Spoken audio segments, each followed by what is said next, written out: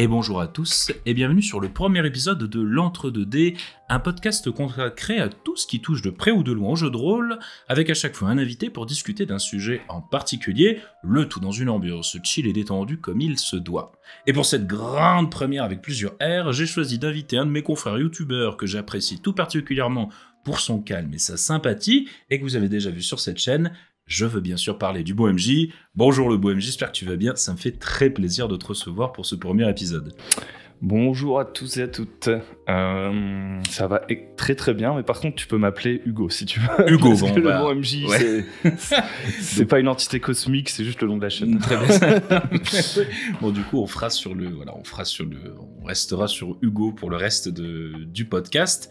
Alors le sujet du jour, ça nous concerne tous les deux. Ça va traiter du coup de la création de contenu JDR sur YouTube. Alors principalement vidéo, mais peut-être on étendra un peu le sujet à d'autres horizons du coup, parce que je sais que toi tu avais fait l'Entre du guerrier ou autre, donc on va y venir, on va parler un peu de tout ça, on va essayer de parler un peu de l'univers étendu du YouTube Game qui nous concerne tous les deux. Mais avant de rentrer dans le vif du sujet, est-ce que tu pourrais te présenter un petit peu ta chaîne pour les quelques personnes peut-être malheureuses qui ne te connaîtraient pas, et présenter tout simplement qui tu es et ce que tu fais.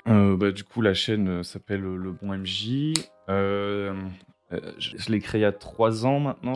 3 ans et demi. Tu sais, je suis comme les enfants, je dis et demi et 2 mois et tout. Et en gros, c'est une chaîne principalement avec des conseils, des idées, des inspirations. Tout simplement parce que c'est ce qui m'anime, moi, c'est ce que je regarde. Donc voilà. Je suis assez content parce que ça a marché assez vite. Donc ça fait super plaisir parce que on sait bien que quand on commence à créer un truc, c'est un peu le moment où il y a personne qui regarde, c'est un peu relou. Là, en l'occurrence, ça a marché assez vite et donc je me suis jamais arrêté du tout. Et donc conseil plutôt pas trop actual play, un peu de review à droite à gauche, mais c'est même pas ce qui m'anime le plus. Vraiment, moi, ce que j'aime bien en fait, c'est de parler de ce que je fais. Donc c'est beaucoup des vidéos, on va dire a posteriori, pour parler de trucs que j'ai fait. En fait, c'est ça le fond. Après, évidemment, je peux mettre un titre un peu plus généraliste, mais en général, très vite, tu dois dire comment faire X. Ça peut arriver. Mais derrière, en fait, c'est surtout moi qui vais parler de comment j'ai fait X la dernière fois. D'accord. Et du coup, voilà. Et ça a été quoi, du coup, le déclic un petit peu que si je te rappelle, le moment où tu t'es dit, hey, si je faisais une chaîne YouTube de ce loisir que j'aime beaucoup. En fait, j'ai... à quel point je retourne en arrière. Je fais du jeu de rôle depuis longtemps, depuis que je suis très, très petit, genre peut-être 8 ans, quelque chose comme ça. Ah oui. Et voilà, ça m'a toujours ultra passionné vraiment pour le côté plutôt créatif, c'est-à-dire qu'avant, j'y jouais beaucoup moins, et en fait c'était tout ce que le jeu de rôle amène avec lui en termes de... Comment dire, c'est un truc qui justifie de créer des choses, tu vois. Et donc voilà, moi j'aimais bien inventer des univers, faire des dessins, blablabla. Donc c'est un truc qui m'habite depuis longtemps. De fil en aiguille, collège, lycée, j'en fais de moins en moins. Début des études, j'en fais presque plus. À ce moment-là, je regarde pas mal d'actual play. C'est un peu de jeu de rôle par procuration, entre guillemets. Et vient un moment où je me dis je vais faire essayer mes potes de l'époque. Il faut bien se dire que quand je jouais en primaire, j'avais pas les mêmes potes que quand j'étais étudiant. Et là, je me dis, je vais quand même faire tester à mes potes actuels. Et de fil en aiguille, ils aiment bien, on en fait de temps en temps et tout. Et en reprenant comme ça, je me dis, c'est con d'avoir laissé ça de côté pendant si longtemps, en fait. Je devrais en faire plus et tout. Et comme dans les études, je m'épanouis pas énormément. Alors j'ai de la chance parce que sans aller trop en cours, je m'en sors. Donc j'arrive à mon master, etc. Je termine mes études, je fais mes premiers stages et là je me dis non mais c'est pas possible. C'est trop nul la vie qui m'attend, tu vois. J'ai connu ça aussi, ouais. Ouais. Et puis je me dis c'est bête parce que ce que je préfère, ça prend pas tellement de place en fait dans ma vie. C'est plus un truc comme je disais par procuration. Je vais regarder des actual play.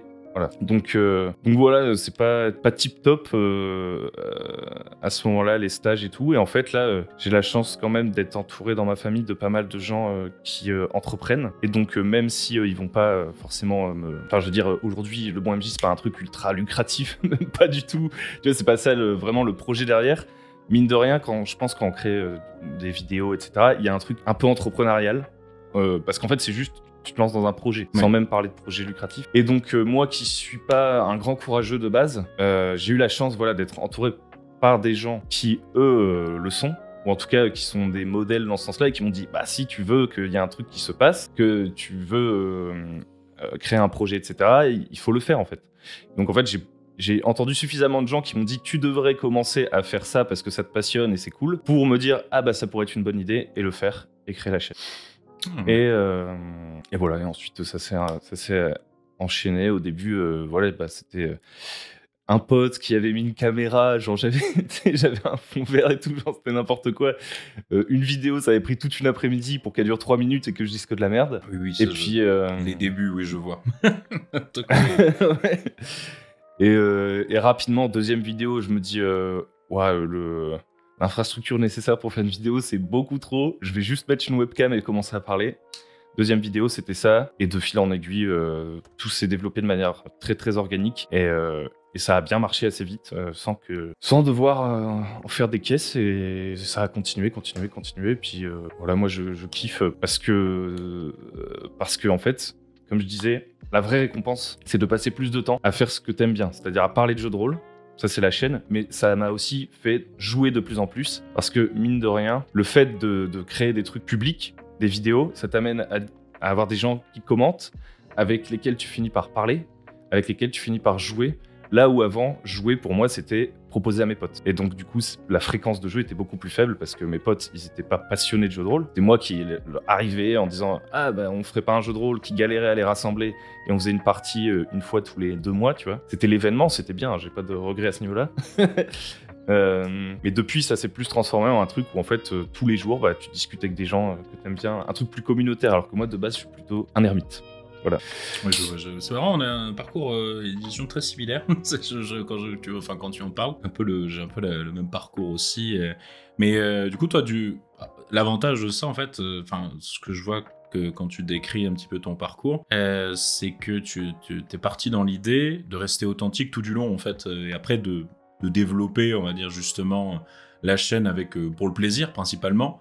Mais il y a vraiment ce désir un peu d'authenticité qui reste, qui se ressent d'ailleurs dans les vidéos que tu sors, où ça reste vraiment, tu veux pas forcément, ça se sent que tu veux pas vraiment forcément aller ostensiblement vers ce qui marche ou autre, tu fais vraiment un peu comme tu l'entends, quoi. Oui, alors forcément au début, j'étais pas dans cet état d'esprit-là, parce que je me disais bon bah c'est le début. En fait il y a 2 forces qui s'opposent. C'est être authentique et avoir des gens qui te regardent. Et il peut y en avoir une troisième, c'est gagner de l'argent. Et du coup, au début, moi, j'étais en mode...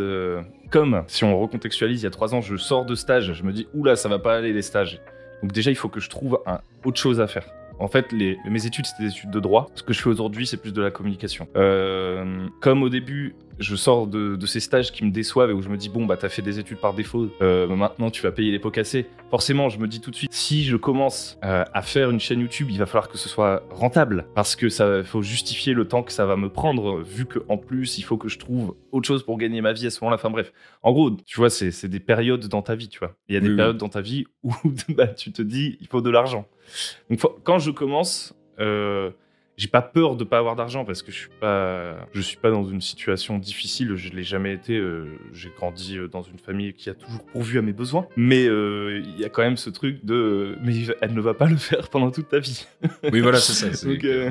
Donc forcément, ouais. Donc forcément, à ce moment-là, je me dis, il faut que ça marche, etc. Donc au tout début, je suis plus en mode, il faut faire des tutos, trouver le bon titre, le machin. Tu vois, je pense vraiment à ça, c'est ça qui me prend du temps dans ma tête. Et en fait, à partir du moment où ça commence à marcher et qu'à côté, je me rends compte qu'en fait, c'est pas ça qui va me faire gagner ma vie et que je trouve un autre truc pour gagner ma vie, là, je me dis, c'est trop nul de passer plus de temps sur la forme et pas seulement sur la forme en termes de beauté, de vouloir créer un truc qui est stylé, mais sur la forme d'optimisation, de comment, qu'est-ce que les gens regardent, combien de temps je dois parler pour que les gens ils m'écoutent jusqu'au bout et tout. Très très vite j'ai abandonné ça et en fait maintenant mon combat, mon combat c'est un grand mot, mais franchement je préfère largement faire des trucs authentiques et espérer, effectivement, il y a toujours cette force, espérer qu'il y ait quand même des gens qui regardent et espérer potentiellement pouvoir avoir une gratification, pas nécessairement quelque chose qui va me faire gagner ma vie et qui va faire que je vais en faire un temps plein, mais avoir une gratification qui va me permettre de faire ça pendant longtemps, parce que si demain j'ai des enfants ou si demain j'ai je sais pas quoi, ça va être de plus en plus difficile de justifier aux gens autour de moi, oui mais là en fait j'enregistre un podcast. Tu vois. Donc forcément la gratification ça compte et tout, mais vraiment ce qui est largement devant c'est l'authenticité, et c'est cool si c'est ce qui est perçu par les gens, c'est que j'arrive à le faire correctement. Et de fil en aiguille, mes vidéos elles sont de moins en moins travaillées en termes de montage, de visuel et tout, parce qu'en fait moi ce qui m'intéresse vraiment c'est le fond, quoi. C'est juste ça. Donc ouais, plutôt être authentique. Mais je jetterai pas la pierre à quelqu'un qui démarre et qui se retrouve dans les mêmes injonctions que je pense tout le monde au début de il faut que je sois vu, donc qu'est-ce qui marche, qu'est-ce qui machin, tu vois. Ouais, Je pense que c'est naturel en fait. Oui, c'est ça, après d'aller chercher un peu la performance, du moins un petit peu. Après, c'est le jeu dans lequel nous place YouTube. Quand on voit, alors bon, les auditeurs n'ont pas cette vision-là, mais quand on regarde le back-office, on va dire le YouTube Studio, avec toutes les stats, etc., et surtout que YouTube te martèle bien quand tu fais des stats inférieures à d'habitude, donc du coup, ça te rajoute du stress un peu si tu y accordes de l'intérêt, on va dire, parce que tu vois les petites flèches rouges bien en bas, ou petites flèches grises pour dire, enfin les traits gris pour dire... et puis alors évidemment il y a des messages un peu partout pour dire vos vidéos font moins de vues que d'habitude, etc. Alors tu fais histoire de bien enfoncer le clou et de bien te stresser. Donc, dans les 28 derniers jours, cette vidéo est la plus nulle. Oui voilà, c'est ça. Non mais c'est vrai que c'est terrible. Moi, des fois je suis un grand angoissé, et c'est vrai que quand je vois des trucs comme ça, je suis en mode oh purée, ça me déprime. Après je me reprends. Mais sur le coup, ça te fait un petit coup. Et donc toi, plus sur l'authenticité et autres. Et c'est vrai qu'après, moi, j'ai un peu cet entre-deux. En fait, c'est surtout en termes de travail. Si je vois qu'une vidéo est pas tant regardée que ça, je me dis, bon, peut-être c'est un peu dommage. Et j'ai déjà abandonné des concepts parce que ils me demandaient beaucoup de travail. Finalement pas tant de vues que ça. Et est-ce que toi aussi t'as des concepts abandonnés comme ça parce que tu t'es dit alors ça peut être par manque de vues ou autre, ou simplement par manque de temps, ou tu t'as abandonné par manque d'envie, on va dire, de continuer sur ce concept de vidéo, j'entends, on va dire. Carrément.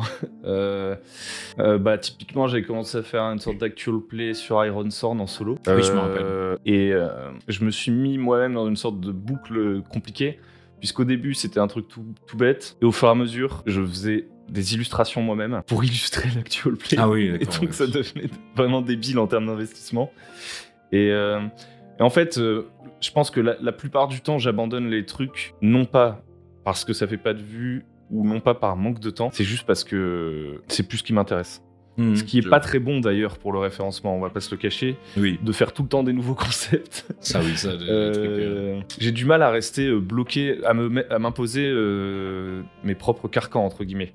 Donc oui, il y a plein de trucs que j'ai abandonnés, mais là par exemple, pour le coup, le truc de l'actual play, c'est un truc d'envie aussi, parce qu'en fait, par exemple, moi je fais pas d'actual play, à part cet actual play solo que j'avais fait, parce que vraiment, je pense que c'est un mythe de croire que les parties sont pareilles quand on filme ou pas. Pour moi, c'est complètement différent, même si c'est inconscient. Enfin, je veux dire, moi, quand je filme, là, je me tiens plus droit dans mon siège alors que personne me voit, tu vois. Oui. Donc, dès que tu sais que quelqu'un va te voir, t'as des blagues que tu vas pas faire. Oui. T'as des trucs que tu vas pas faire, en fait, et juste, tu vas moins profiter du moment, tu vas penser à d'autres choses. Alors que moi, actuellement, je fais 2 parties... Enfin, en moyenne, je peux faire 2 parties de jeux de rôle par semaine, on va dire. Si c'est pour qu'il y en ait une que je vis pas pleinement parce que je sais qu'elle doit aller sur Internet, ça me fait chier, quoi. C'est pas pour ça que je suis venu. Si demain... j'arrive à faire en sorte de jouer 3 à 4 fois par semaine, que ça devient ma seule activité, peut-être que là je me dirais je vais sacrifier une de ces parties pour faire un actual play parce que tout le monde le demande, et peut-être que finalement ça va m'intéresser, et peut-être que je devrais essayer, je sais pas quoi. Et aujourd'hui, à chaque fois qu'on me demande de faire un actual play, je dis non. Et le seul que j'ai fait du coup, qui était du solo, je me rendais bien compte que déjà, je sais pas si t'as déjà fait du jeu de rôle solo. Non, justement, je vais recevoir justement dans le prochain podcast une personne, du coup, une youtubeuse qui parle de jeux de rôle solo, justement, Imagine ton aventure. Et justement, j'ai vu ça. J'attends un petit peu à ce qu'elle m'initie à ça, du coup. Et toi, tu en avais déjà parlé sur ta chaîne aussi, j'avais vu. Ouais. En fait, quand je l'ai commencé à le faire, voilà, c'est ce que je disais, moi, en général, je parle du truc que je suis en train de faire. C'est pas mal, ça te fait économiser du temps, de l'esprit, tu vois. Et du coup, bah ouais, j'ai fait le jeu de rôle solo et en fait, je me rendais compte que je kiffais pas du tout la partie en elle-même. Je kiffais le moment où c'était en ligne et où les gens disaient ah c'est bien machin truc, mais la partie en elle-même, elle était pas authentique. Enfin, quand tu fais du jeu de rôle solo, c'est vachement introspectif, tu vois.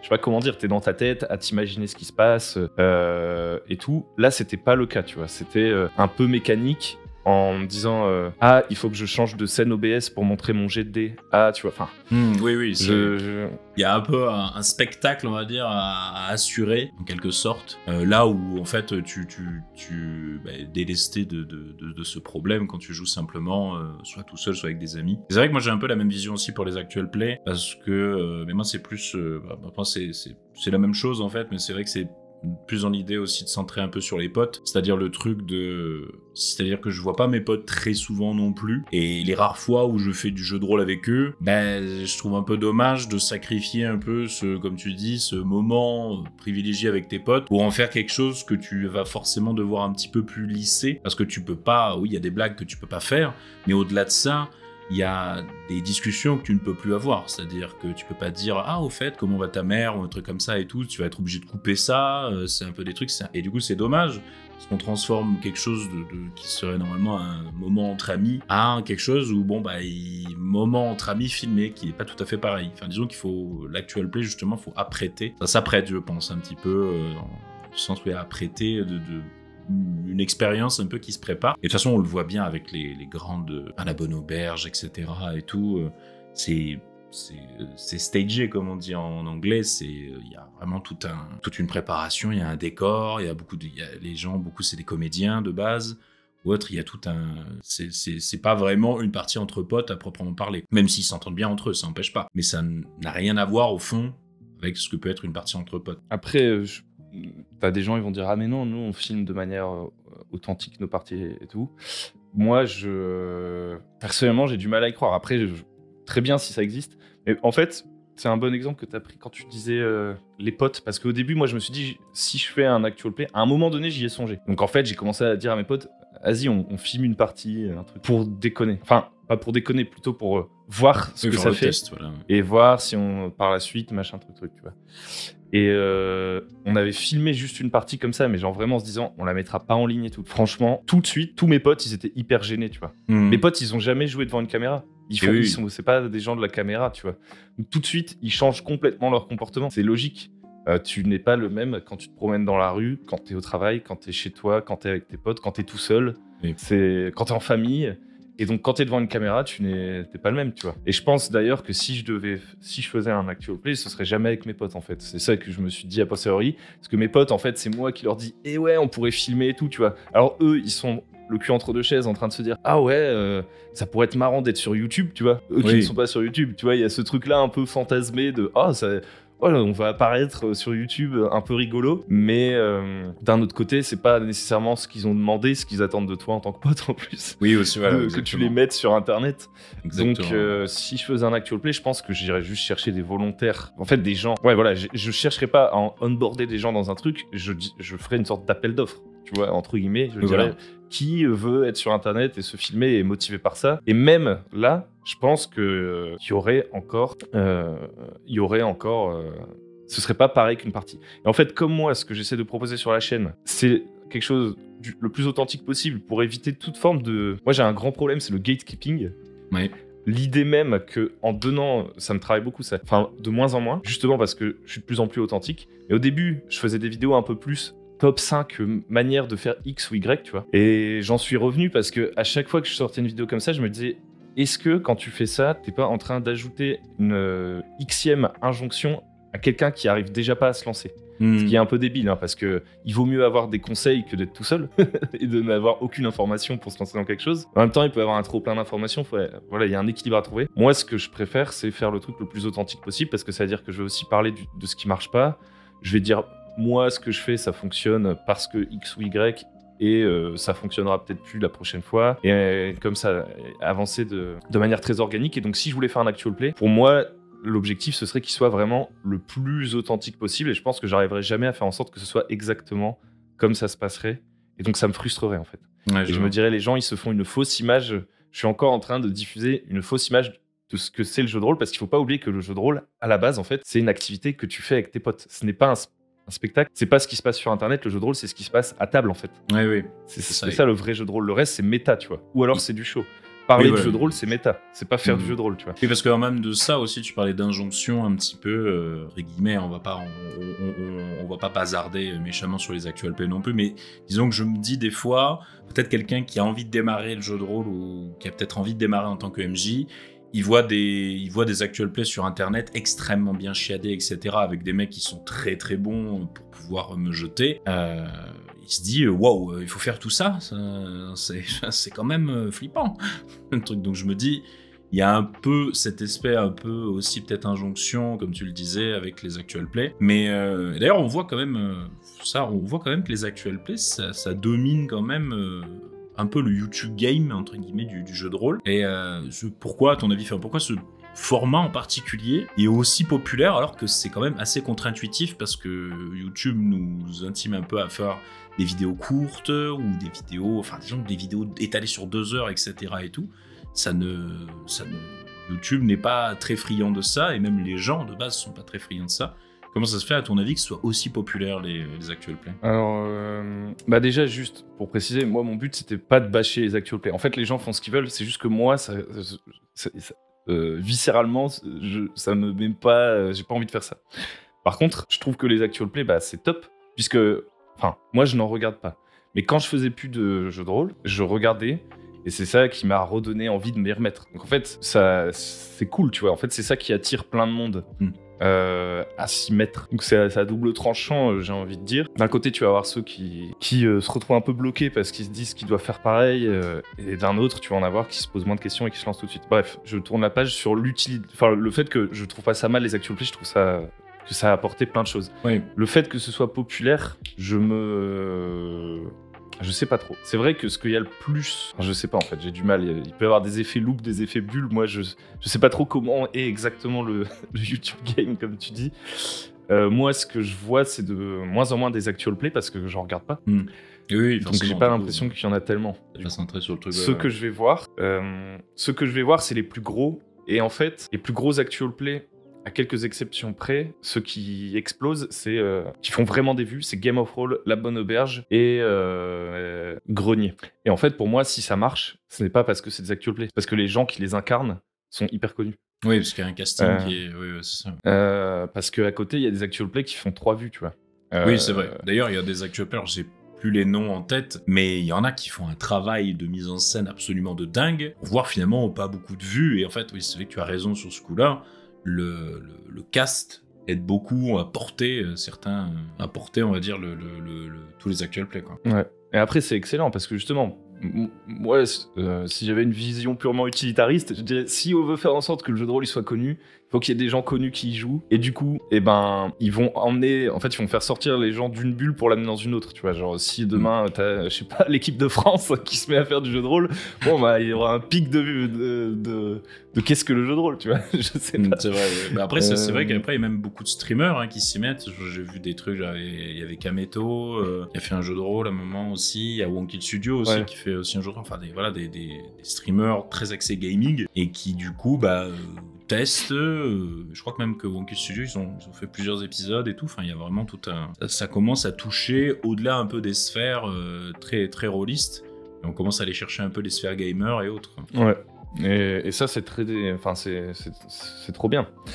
Mais par contre, du coup, je pense que ça fait un peu relativiser. Est-ce que l'actual play, pourquoi l'actual play domine ? Je pense que ce qui domine, c'est des gens qui dominent, en fait, pour d'autres raisons par ailleurs. Parce qu'en fait, quand ils arrivent déjà avec l'audimat. Je veux dire, ils peuvent faire leur premier actual play, ils feront 1 million de vues, parce que c'est un nouveau concept, donc qu'ils ont jamais fait. Ils font, attention, cette vidéo est un peu spéciale. Boum. Voilà. Ils viennent aussi avec des moyens techniques beaucoup plus élevés aussi. Oui, ça c'est vrai que quand on voit les trucs comme La Bonne Auberge, etc., ou Roll and Play, je veux dire, il y a des moyens techniques qui sont quand même, les studios et tout, c'est assez impressionnant. Ouais. Et justement, c'est intéressant parce que tu dis Roll and Play. Pour moi, Roll and Play, c'est un peu l'ovni. Roll and Play, les gens sont devenus connus, toute proportion gardée, ils sont pas aussi connus que le joueur de grenier, etc. Mais grâce à leur actual play. Julien Dutel, il avait une présence sur les forums de Black Book, etc. Mais voilà, enfin, ils ont quand même amené au début, comment il s'appelle, Maxime Chatham. Mais à la base, voilà, c'est pas des gens qui étaient présents dans le jeu vidéo ou je sais pas quoi et tout. Donc c'est un peu l'exception qui confirme la règle. Néanmoins, ils ont quand même des gros moyens.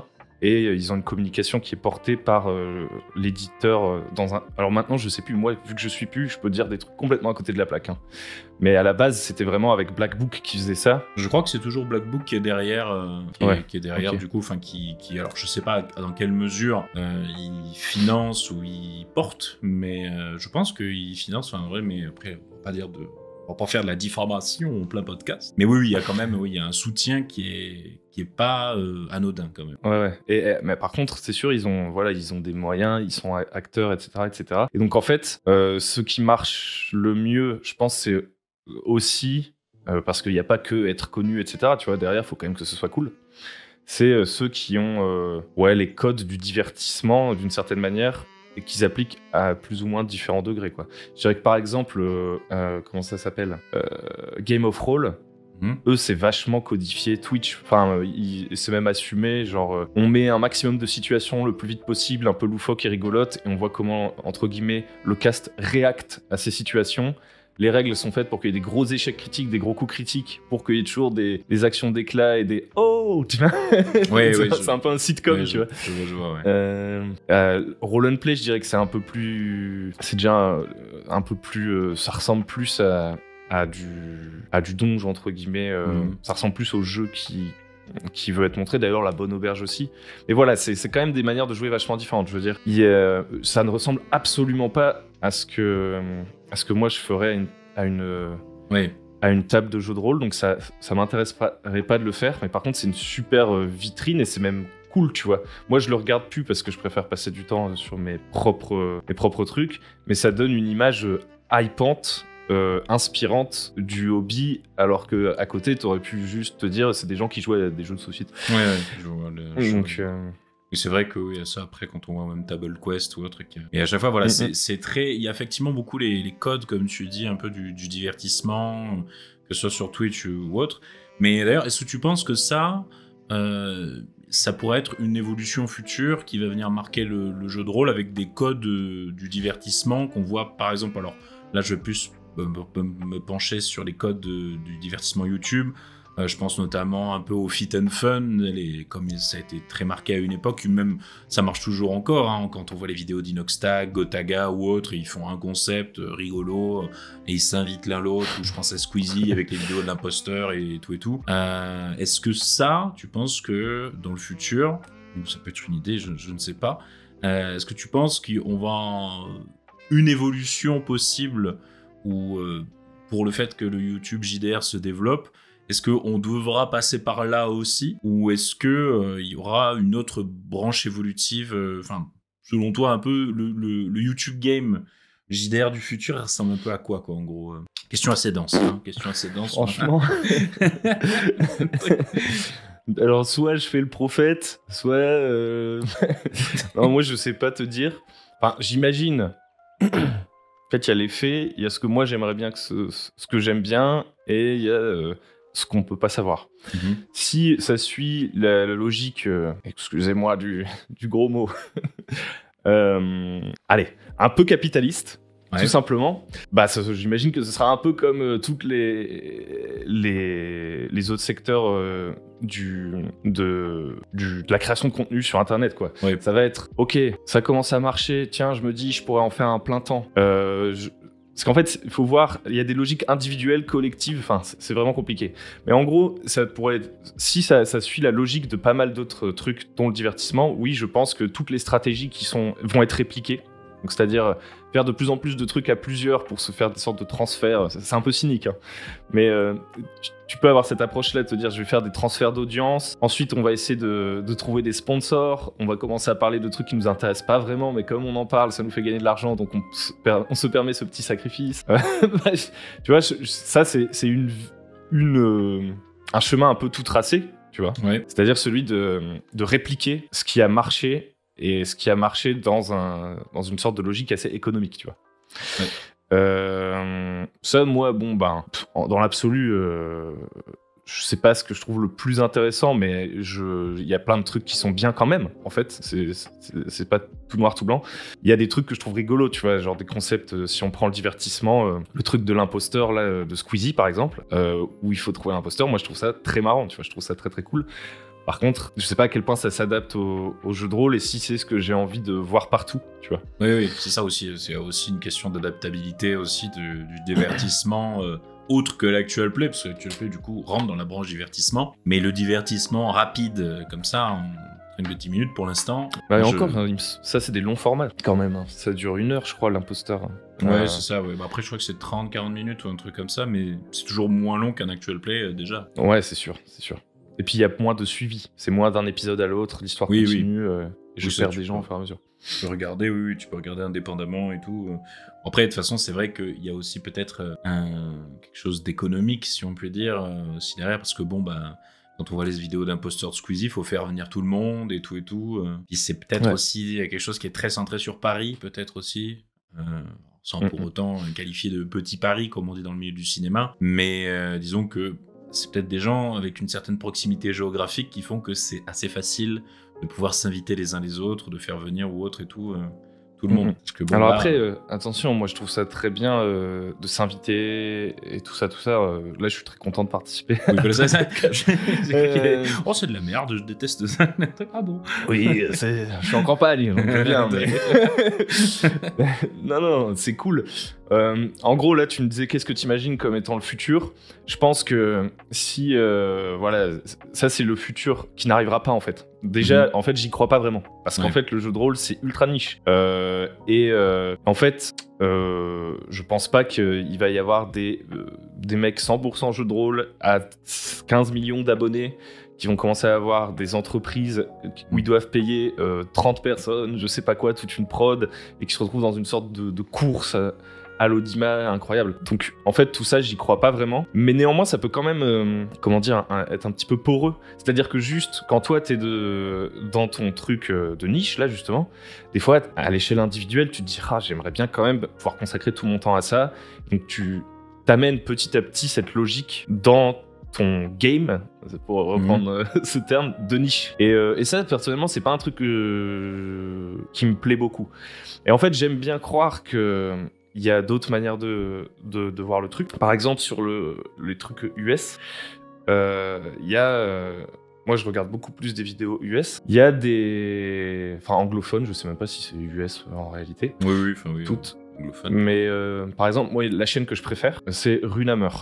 Donc Runehammer, c'est je vois. Le mec, en même temps, il fait le show, tu vois, c'est pas non plus un mec, il est juste là à s'en foutre de ce que pensent les gens de lui, tu vois, il est dynamique, etc. Il se donne dans sa chaîne. Donc en soi, il est pas le même que dans la vraie vie, j'imagine. Et c'est invérifiable d'ailleurs.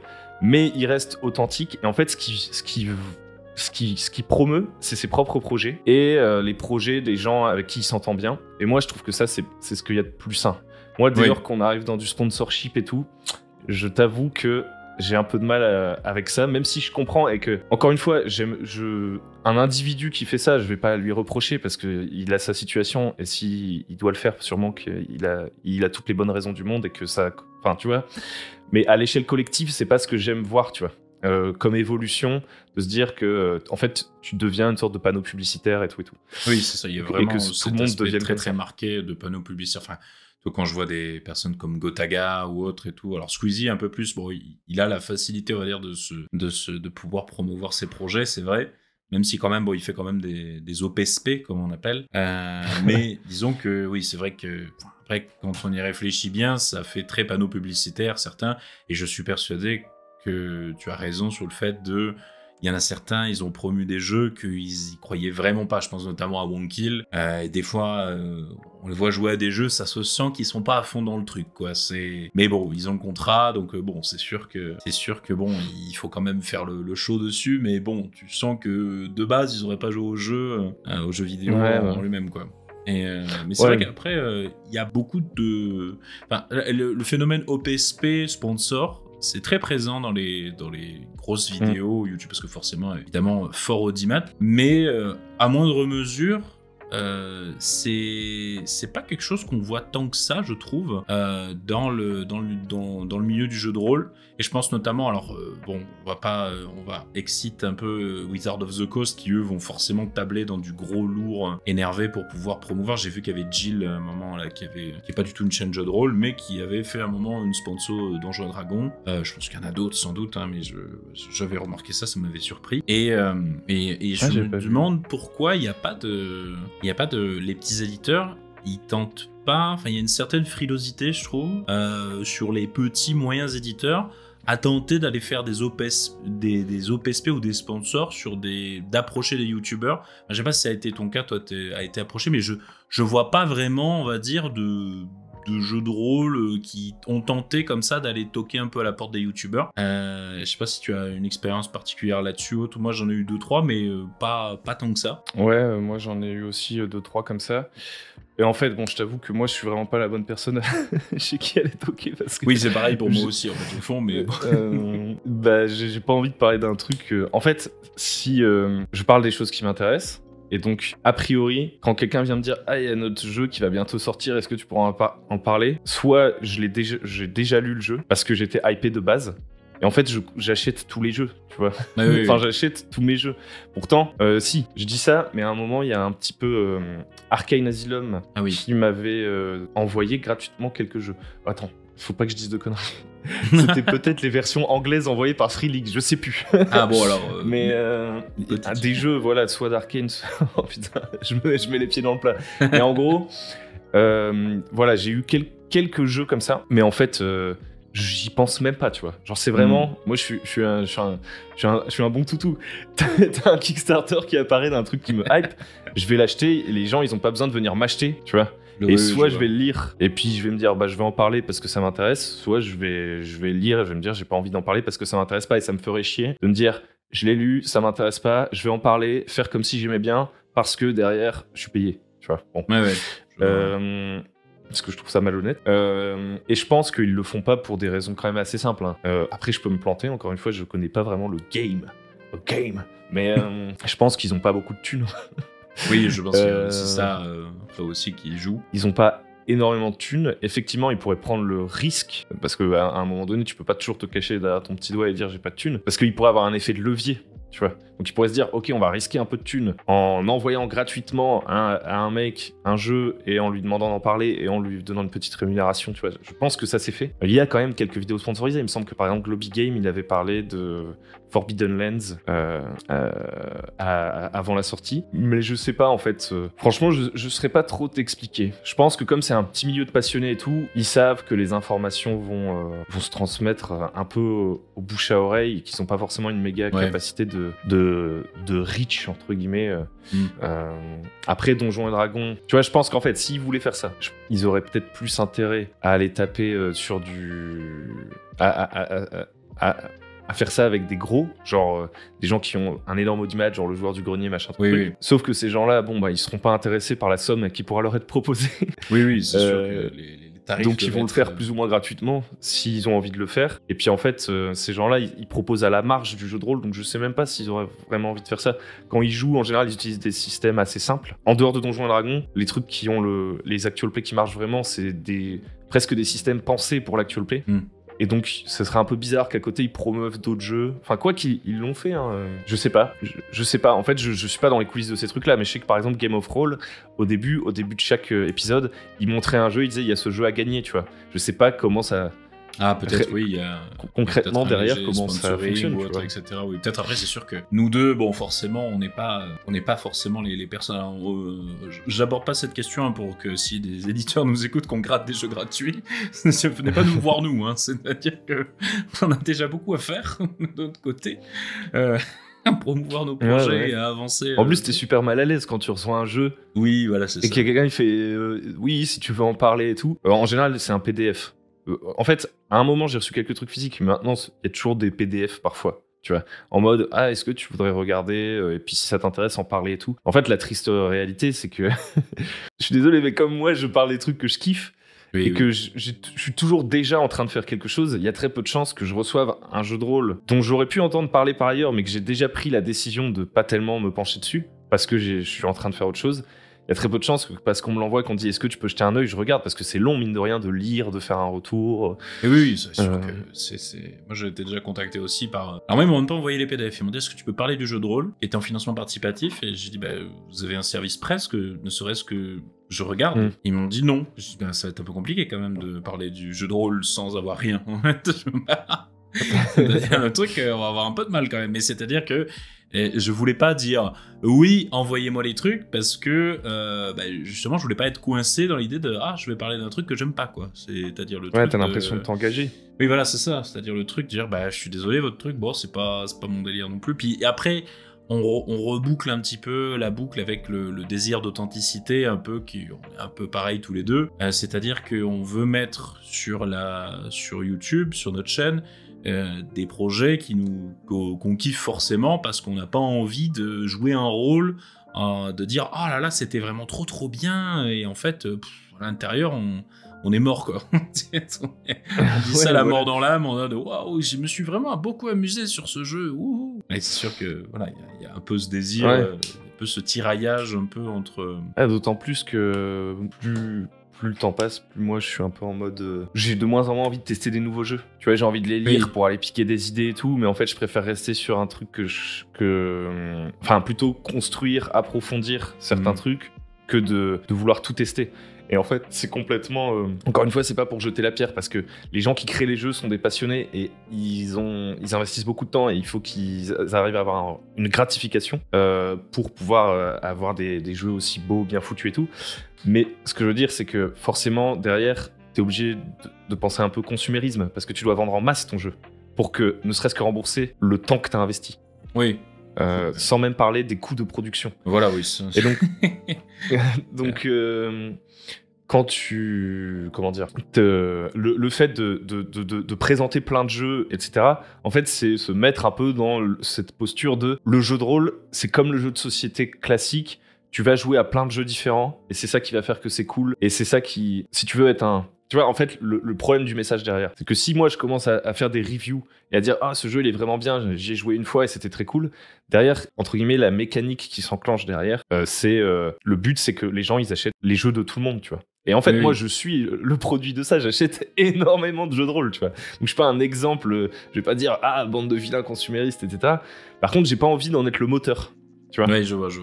C'est très subtil, c'est très bien pensé le truc. Bah oui, mais après c'est vrai que là-dessus, je suis tout à fait d'accord avec toi. Et moi, j'ai très peu de jeux de rôle achetés. Vraiment, je suis très homebrew. Mais c'est vrai que quand je vois la quantité de jeux de rôle qui sort, je me dis mais les personnes qui achètent tout là, mais c'est quoi la taille de leur bibliothèque quoi? C'est-à-dire à quoi ressemble Ils habitent plus une maison, ils habitent une librairie en fait. C'est-à-dire c'est immense et surtout.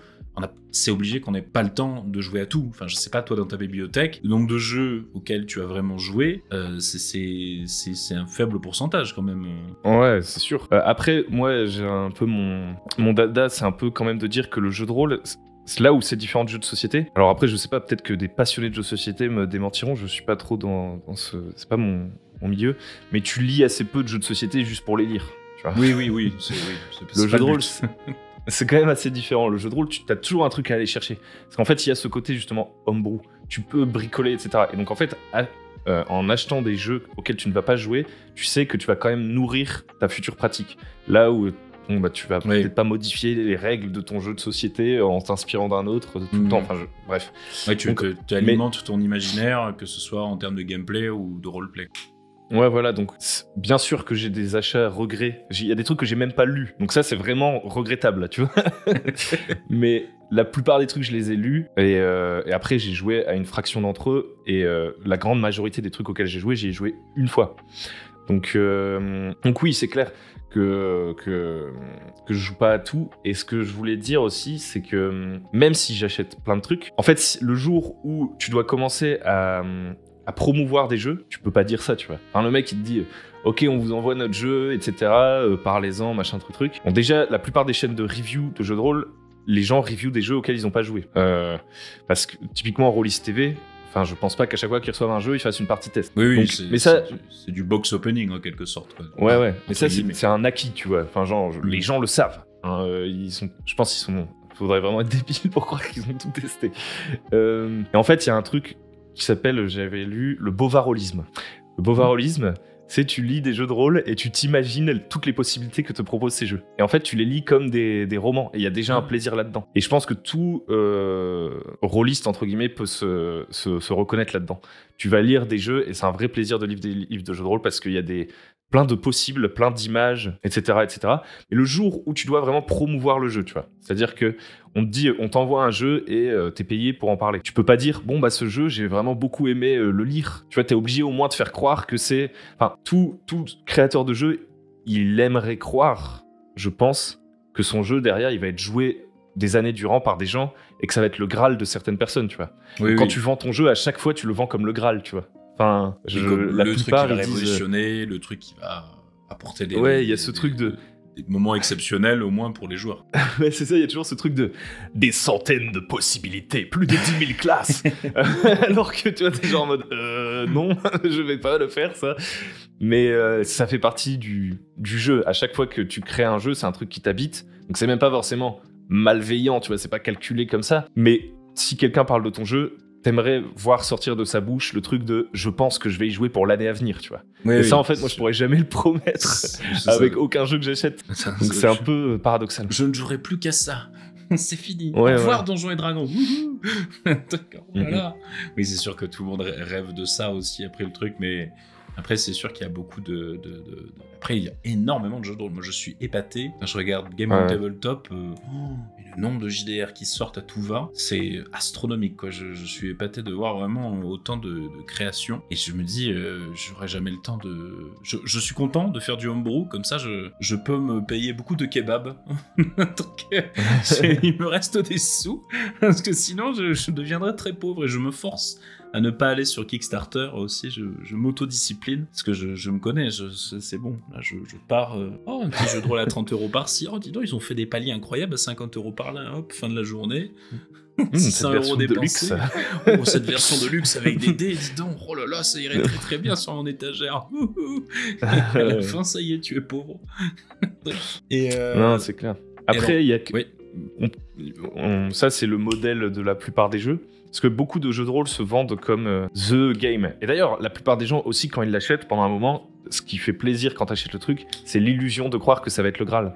Tu vois ? Oui, moi aussi. De te dire, ah, ce jeu-là, il tient toutes ses promesses. Pourtant, t'en as déjà acheté genre 15 avant qui avaient toutes ses promesses et tu sais que tu continues de chercher le truc. Enfin, bref, c'est psychologique, c'est pas rationnel. Par contre, t'as quand même des jeux de plus en plus aussi, genre je pense à des Pour la Reine, des trucs comme ça, où en fait là c'est vraiment plus une promesse, vraiment jeu de société, plus assumé comme ça, où en fait on te vend une expérience que tu vas vivre 1, 2, 3 fois, et voilà. Et là je trouve que c'est intéressant qu'il y ait aussi ce type de jeu un peu plus expérimentaux qui voient le jour, même si c'est pas ce qui va être le plus poussé, parce que t'as pas un côté vertige avec ces jeux-là, tu vois. Enfin, je veux dire, quand j'achète un Pour la Reine, je suis pas en train de me dire le monde qui s'étend devant moi est gigantesque. Je vais commencer à chercher des musiques. Tu vois. Non, je suis en mode on va tester, ça va être rigolo, ça va durer une soirée. Et ça a le mérite d'exister, comme ça fait péjoratif, mais c'est cool que ça existe, c'est plus ça que je veux dire. Il y a aussi des jeux qui sont comme ça un peu moins ambitieux, qui reconnaissent qu'ils veulent proposer un truc spécifique que tu vas faire 1 ou 2 fois. Ça c'est cool. Je vois, ouais. Mais ça, c'est ok. Après, oui, il commence à y en avoir un petit peu des jeux de rôle un peu comme ça aussi, qui n'ont pas cette ambition qui est de, entre gros guillemets, de détrôner les indétrônables jeux. Mais bon, après, c'est normal. C'est comme tu disais, c'est humain. Tout créateur de jeux de rôle a envie de se dire, oh là là, mon jeu de rôle va être le prochain Donjons et Dragons, et tout le monde va jouer qu'à ça. C'est sûr. C'est sûr. C'est évident. C'est un truc, bien sûr. Ce qui est hyper paradoxal, parce que la plupart des gens, enfin en tout cas que je connais, parce que je suis dans une bulle comme tout un chacun en 2023, mais quand tu regardes le créateur d'un jeu, en général, quand tu l'écoutes t'expliquer comment il joue à son jeu, il joue même pas à son jeu tel qu'il l'a écrit. Oui, tout le monde adapte à sa table, et en fait moi c'est ça que j'adore dans le jeu de rôle, c'est ça que je voudrais pas lui voir retirer. À partir du moment où tu commences à le transformer en une sorte de produit, il perd de sa nature, là où d'autres jeux ça les dénature pas, ou alors je sais pas, peut-être que je suis matrixé ou je sais pas, tu vois. Oui, non, clairement les jeux de société, il y a pas, tu peux pas trop adapter, parce que sinon tu casses les règles et tu fous en l'air le déroulé de la partie aussi. Ouais, c'est ça, et c'est presque comme pour les petits jeux à la Force of Queen, etc., qui je trouve sont de ce point de vue-là, sont des jeux de rôle, mais je sais pas, je manque de mots pour décrire ça, mais sont plus des trucs, tu vas les jouer tel quel, et puis ce sera fini, ou tu peux y rejouer 2-3 fois.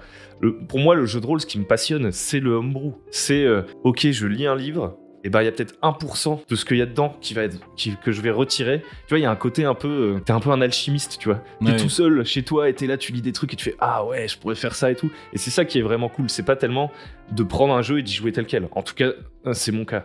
Je trouve ça, si c'est, moi j'aime bien créer des trucs en fait. Tu vois, c'est un motif pour créer le jeu de rôle et je trouve que c'est ça que j'aime bien voir promu. C'est ça les chaînes que je suis moi. C'est les gens qui parlent de vraiment ce qui se passe chez eux. Et même si je suis pas chez eux et que je sais que je vais pas faire exactement comme eux, pour dire un gros mot, je sais pas comment dire, il y a un truc un peu lifestyle. Tu vois, ouais, je vois.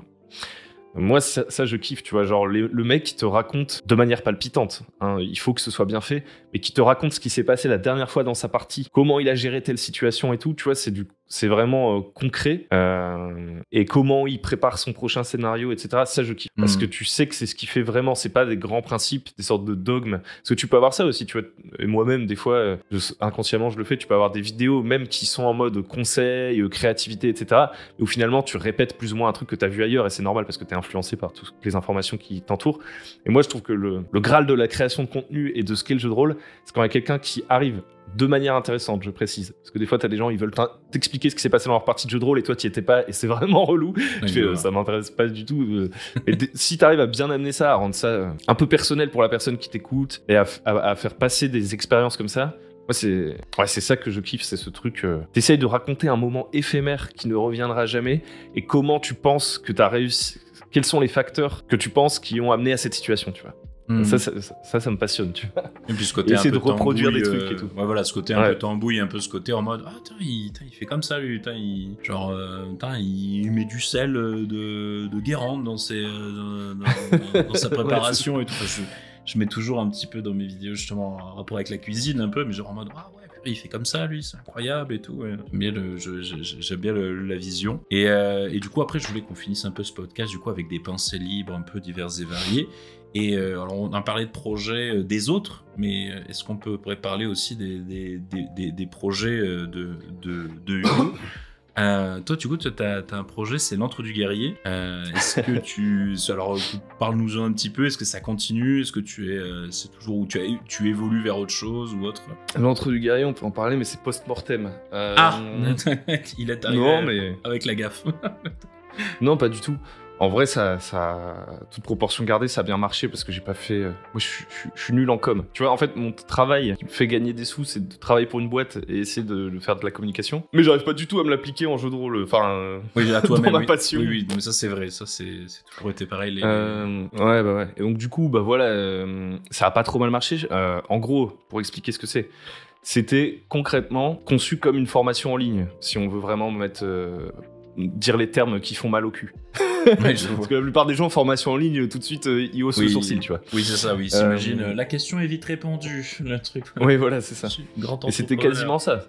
C'était une sorte de gros atelier avec plein d'idées pour créer des combats. C'était vraiment ça le sujet, c'est créer des combats. Et donc en fait c'était des vidéos avec un forum et tout, et des exercices en fait, même des passages à l'action finalement. Parce que moi je trouve que même si, encore une fois, ce mot, il est surutilisé et il a mauvaise presse et qu'on se dit, dès qu'on entend passage à l'action, on pense développement personnel, arnaque, blablabla, bliblou. En réalité, c'est ça, hein, quand même, le but de la chaîne, c'est de trouver l'équilibre et de l'Antre du Guerrier, c'est de trouver l'équilibre entre essayer de donner des informations et essayer de faire en sorte que les gens, ils en fassent quelque chose, tu vois. Donc ça, c'était vraiment ça l'idée, c'était de faire une sorte d'atelier payant, pour le coup. C'était ça l'idée, c'était que la gratification elle viendrait comme ça. Moi je trouve que c'est les modèles les plus sains, c'est ceux où tu crées des trucs et les gens que ça intéresse, eh ben ils sont prêts à te soutenir. Soit ils vont acheter parce qu'ils te soutiennent et ça tu peux rien, tu vois, t'auras beau leur dire moi je préférais que ça serve.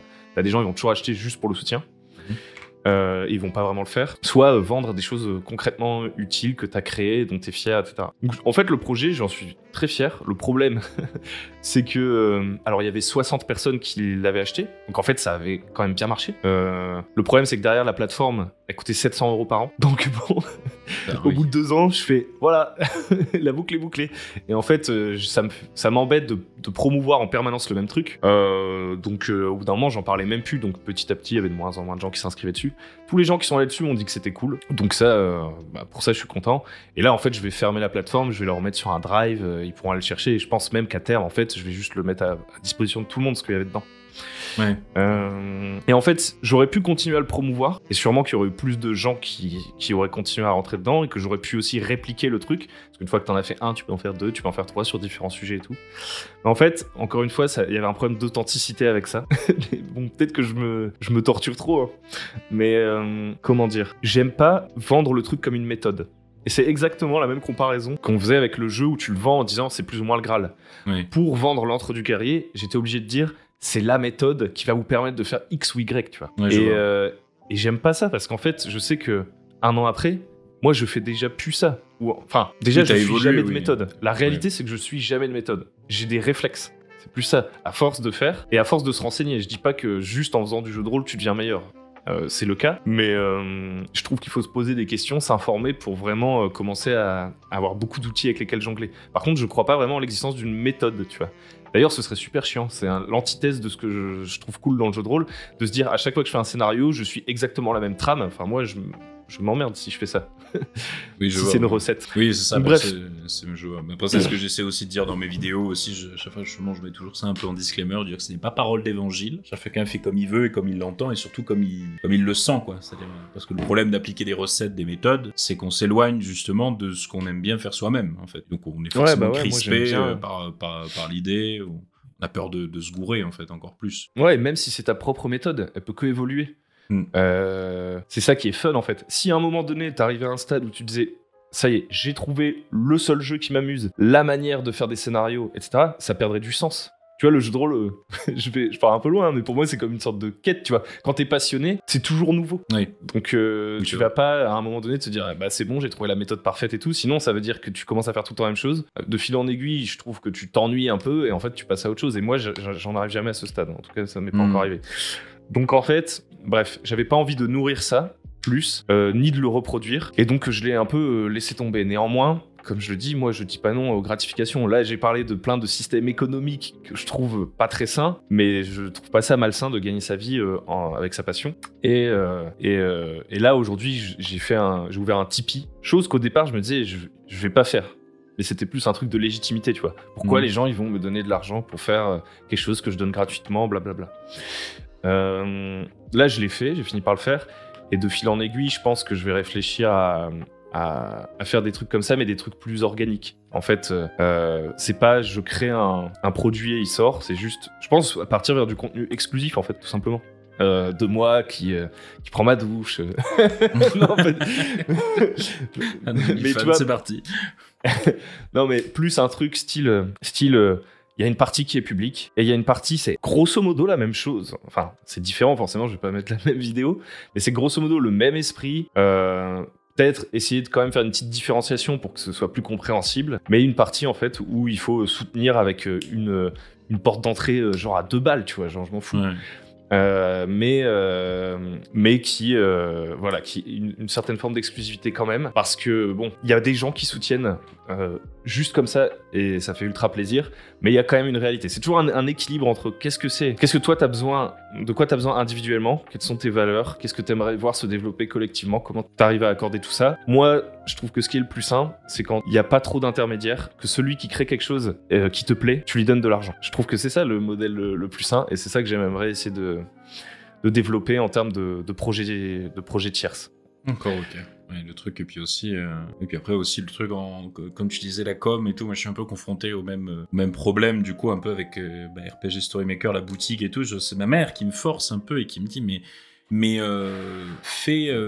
parle-en, les gens ils savent pas et tout. moi je suis là, j'ai l'impression, je me dis mais j'en peux plus, les gens ils vont être là et tout le temps ils vont entendre parler de ça tout le temps et ils vont se dire oh il nous saoule lui avec ces trucs là, tout le temps les répéter et tout.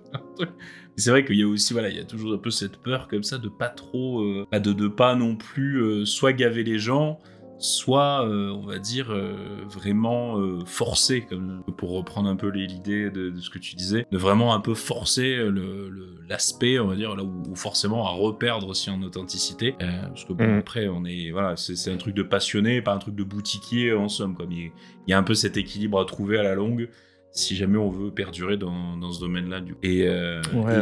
Et du coup, alors bon, après, est-ce qu'il y a une question, un sujet que tu aimerais qu'on aborde avant de clore du coup ce podcast, juste en parler pendant quelques minutes, ou est-ce que... Moi, oui, il y avait un truc que je me disais, tu vois, quand tu parlais du fit and fun, moi je vais pas te cacher, le fit and fun, c'est pas ce que je m'attends à voir. En fait, moi, mon contenu, il est pas très fun, déjà de base, donc le fit and fun.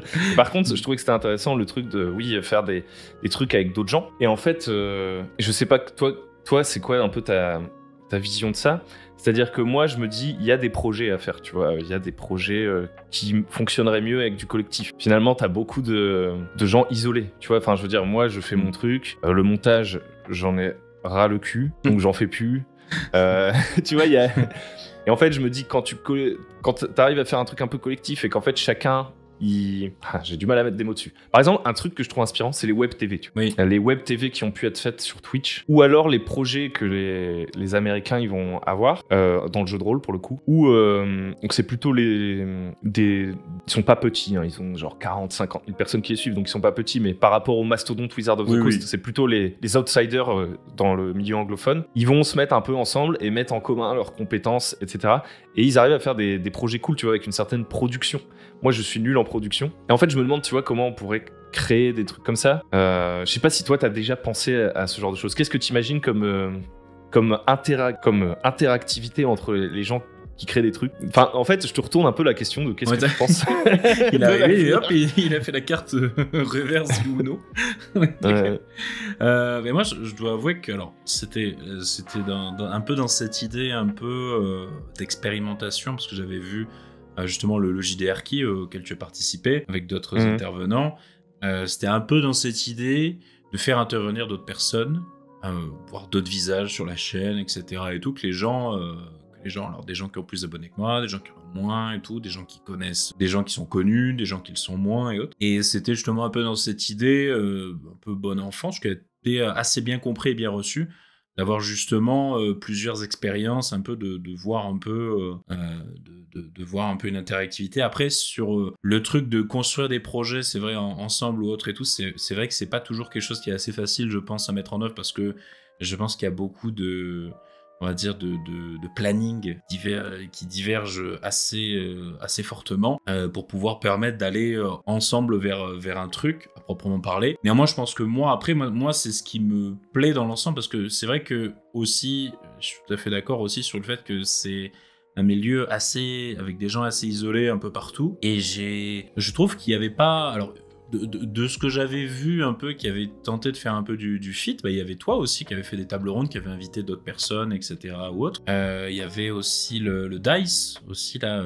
tournoi jeu de rôle, que je participe cette année, du coup ils m'ont invité. Ça, je trouve ça fort, voilà, je regarde ça avec un petit peu très intrigué, parce que je me dis, on commence à toucher du doigt le fit and fun, avec du divertissement, avec un côté sympa, etc. et tout, et je suis épaté de voir leur organisation. Enfin, toi tu as participé l'an passé, de voir leur organisation, enfin tous les moyens qui sont déployés, alors que c'est pas non plus une très grosse chaîne non plus, quoi. Je me dis, la vache, purée, ils y vont avec beaucoup de cœur, et à mon sens, moi ça mériterait plus de vues aussi, voilà. Donc le truc, après bon, ça c'est les goûts, les couleurs, mais c'est voilà, c'est tout après, c'est tout un truc de microcosme un petit peu, et d'interaction les uns avec les autres. Moi j'aimerais bien aller vers ça, justement, un peu le truc de justement d'aller, alors peut-être pas faire du fit et du fun à la McFly et Carlito, on va pas appeler des gens au hasard sur nos téléphones, hein, on va pas faire des vidéos comme ça, mais plus de trucs d'interaction un peu avec des gens, voilà, d'inviter des gens que j'aime bien et tout. Alors pas inviter des gens pour inviter des gens, hein, je veux pas inviter, je sais pas, parce que quelqu'un fait la promo de son truc. Il y a un peu de ça chez Squeezie aussi, généralement quand tu vois quelqu'un qui passe par exemple dans les imposteurs, c'est que quand il y a un invité, c'est que soit il sort un nouvel album, soit il a un nouveau spectacle et tout, donc il y a quelque chose un peu pour promouvoir. je pense pas qu'ils sont sélectionnés complètement au hasard. Mais avec des gens que j'aime bien, justement, c'est pour ça les podcasts, voilà, tu vois, je me suis dit tiens, je vais commencer ça et voilà, tu vois, un peu mettre d'autres voix, d'autres visages sur la chaîne et faire un peu un mélange un petit peu d'avis, un mélange communautaire un petit peu et casser un peu ce côté isolé pour l'instant et peut-être après amener plus tard à des projets ensemble, tu vois, mais pour l'instant, dans ce prémisse-là, moi, c'est vraiment un peu cette dynamique que j'ai envie de mettre.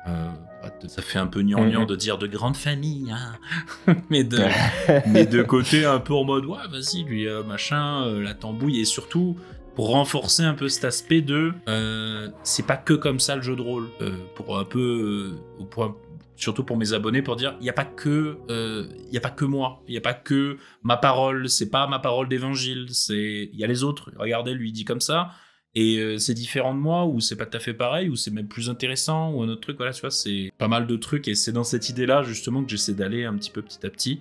Et je vais même, avec ces podcasts, j'ai l'intention d'aller voir d'autres personnes. J'essaie d'avoir un acteur aussi, mais un acteur vraiment qui va. Alors j'ai déjà 2-3 contacts, mais qui va venir me parler voilà, de l'acting en lui-même, et on va essayer de l'appliquer au jeu de rôle ou autre, tu vois, genre un peu des trucs, essayer d'aller voir des horizons vachement loin, de ratisser large un peu, et d'élargir les horizons, en fait, voilà, c'est le mot, je pense, qui viendrait à résumer ma pensée sur ce côté-là.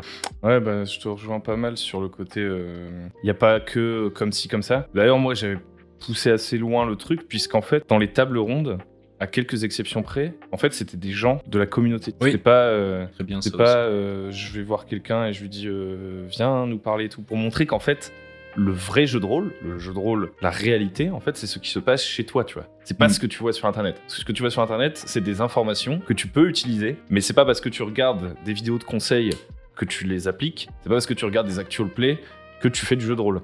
Oui. Et qu'en fait, chacun chez lui fait son jeu de rôle. Et c'est ça qui est trop bien, en fait. C'est ça pour moi le jeu de rôle, en fait. Personne ne vit ta partie de jeu de rôle.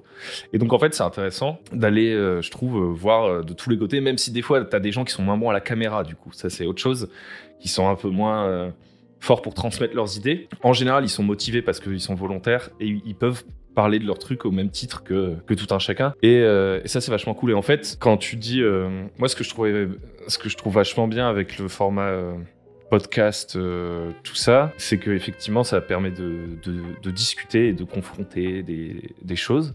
Et ce que je trouverais intéressant, tu vois, c'est aussi qu'il y a une sorte de mutualisation. Je sais pas comment expliquer, mutualisation de certains savoirs, de certains trucs. Je sais qu'il y a quelques serveurs Discord, par exemple, où les gens ils se filent des tips, tu vois, pour comment tu fais pour faire X ou Y, tu vois.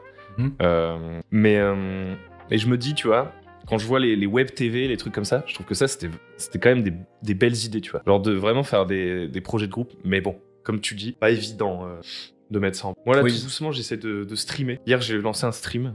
C'est vrai que avant, je faisais des lives aussi. Il y a pas mal de gens qui me disent « Ah, tu pourrais tester, te mettre sur Twitch ou autre. » J'avoue que je suis toujours un petit peu réticent à l'idée. Enfin, je sais pas. C'est toujours... Mais après, c'est exactement la même justification qu'il y aurait pour quand on parlait des actual play, c'est le fait de parce qu'il y a des gens qui m'ont dit ah tu pourrais streamer des jeux vidéo, des trucs comme ça. Mais le problème c'est que les jeux vidéo j'ai joué avec mes potes et j'ai pas envie encore une fois de sacrifier un moment où je vais jouer aux jeux vidéo avec mes potes où on va pas pouvoir dire certains trucs, où je vais être devant la caméra, bon il faut pas que je sois en pyjama non plus. Bon voilà quoi, et c'est un peu dommage. Je me dis putain les rares soirées où je suis avec mes potes, on va passer on sait très bien, on s'est tous fixé un rendez-vous sur Diablo 4, hein, on va pas se le cacher.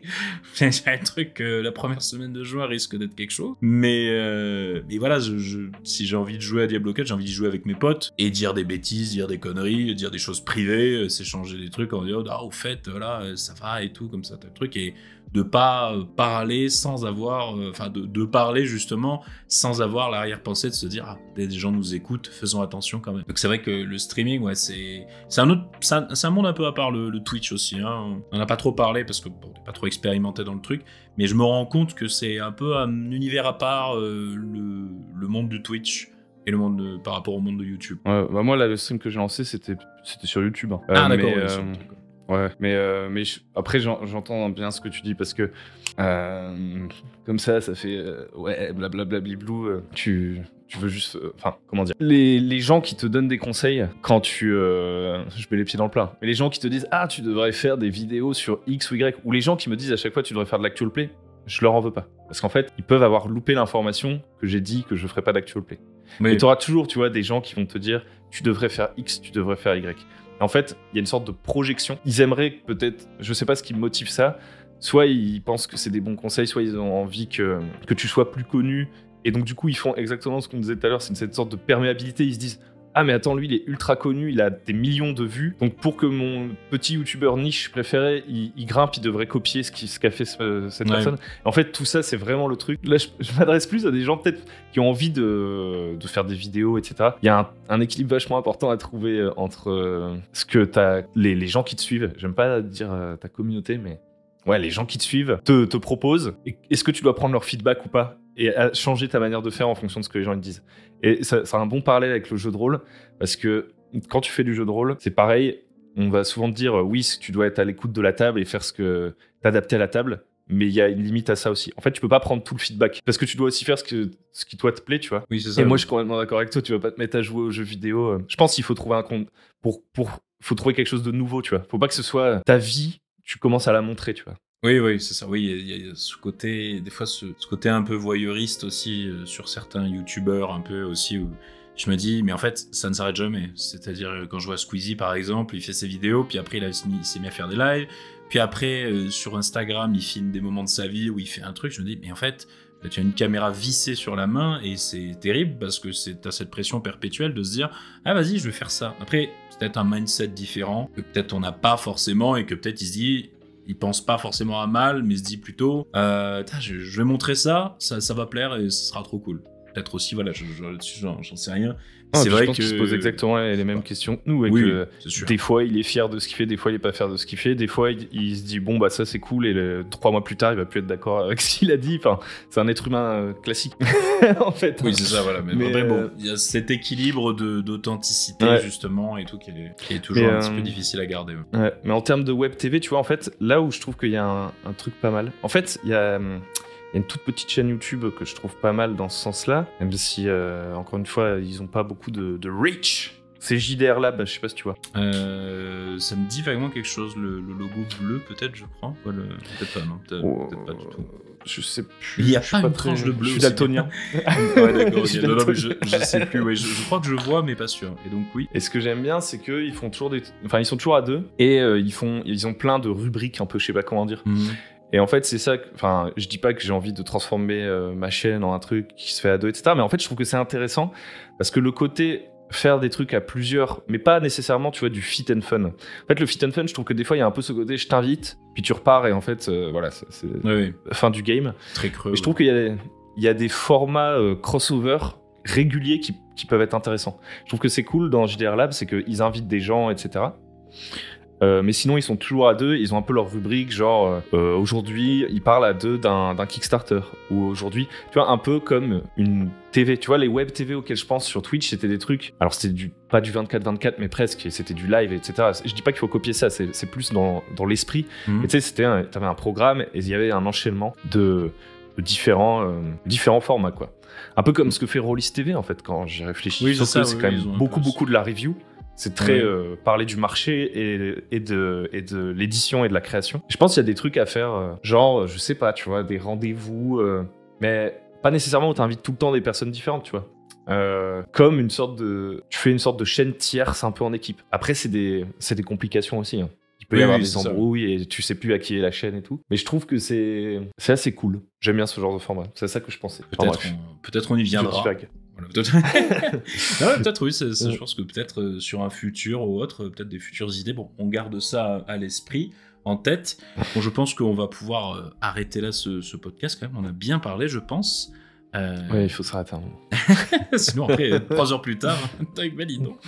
En tout cas, merci beaucoup, Hugo, d'être venu sur cette grande première de l'Entre-2D. Merci d'avoir vraiment partagé un peu toute ta vision sur la création de contenu sur YouTube, tes espoirs, tes envies et ta manière un petit peu on va dire, de concevoir l'authenticité en tant que créateur de contenu, et en espérant que ça inspirera aussi peut-être des auditeurs qui nous écoutent à se lancer et à faire, à suivre un peu la même voie, enfin surtout la voie qui reste la leur, et que même aussi pour les gens qui vont faire du jeu de rôle, rappelez-vous, comme l'a dit Hugo, le jeu de rôle, c'est vraiment entre vous, c'est vraiment quelque chose qui est chez vous, et même si vous pouvez regarder tous les conseils, les beaux conseils sur internet, c'est quelque chose qu'on va pas pouvoir imiter, voilà, il faut que ce soit quelque chose de personnel, que ce soit quelque chose de vrai et d'authentique. En tout cas, merci à vous d'avoir écouté, merci à Hugo d'être là, et à tous les deux, on vous dit très bonne journée, très bonne soirée, très bonne semaine en fonction de quand vous écoutez ce podcast. C'était le scénarien et Hugo de la chaîne BoMJ. Ciao, bonsoir, les studios. Salut.